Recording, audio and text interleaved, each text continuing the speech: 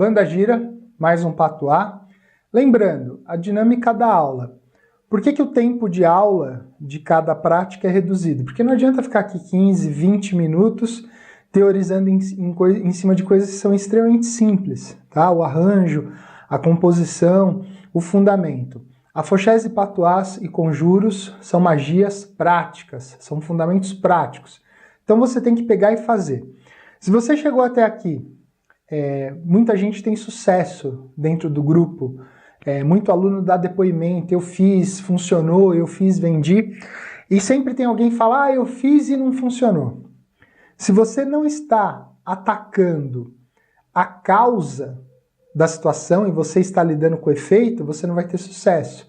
Então, muitas vezes, você vai tentar um patuá, você vai tentar um afoxé, porque teoricamente ele está especificado para a tua dificuldade ou para a tua necessidade, mas você não está atacando a causa. Então, algumas situações demandam de um processo investigativo. Não estou conseguindo vender um imóvel, não estou conseguindo restaurar a minha saúde, não estou conseguindo um processo amoroso mais coerente. Às vezes você tem fatores por detrás disso que você precisa entrar com alguma coisa que ataque isso. Então, lembra sempre disso, existe um processo investigativo. Eu passo aqui modelos de trabalho que eu já conheço, que funcionam quando eu estou lidando com uma situação certa. E aí o material ele é cirúrgico. Então precisa entender o que acontece em cada caso. Nessa situação, então, patuá para afastar morto. Vamos conceituar.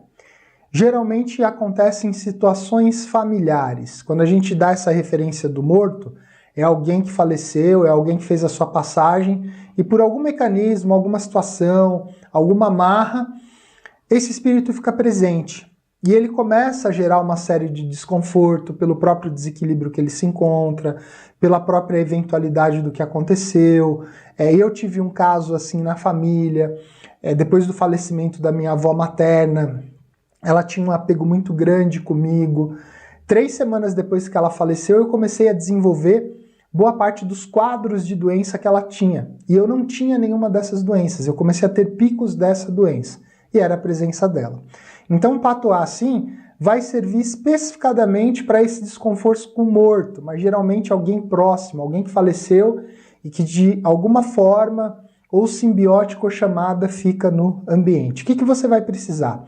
Um saquinho, 3 dentes de alho, o alho é um excelente repelente, e água benta, além do tabaco.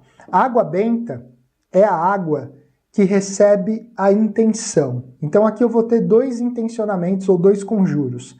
A água benta você pode pegar numa igreja, ali no caso ela foi rezada por um sacerdote, ela foi intencionada por um sacerdote, ou você pode criar a sua própria água benta.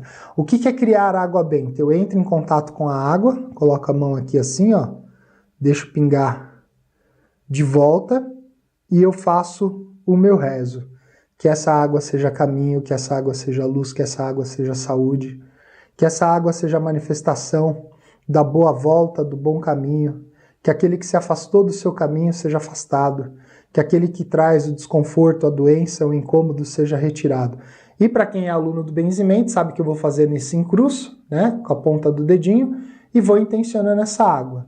Rezei essa água, ela toma propriedades, a água como um grande canalizador. Fechei bem o meu potinho, dentro do saquinho vou colocar os 3 dentes de alho e vou colocar a minha água benta. Então a água já está intencionada e aí eu vou para a intenção com a fumaça.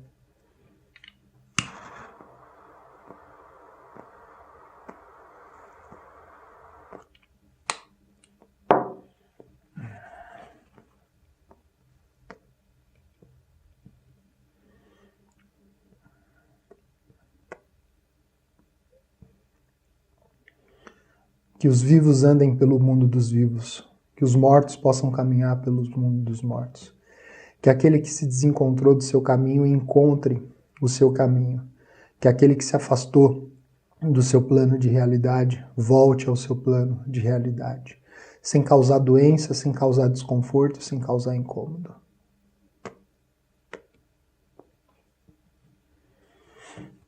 Geralmente, o problema é igual gripe, né? A gente fala que gripe piora no fim do dia.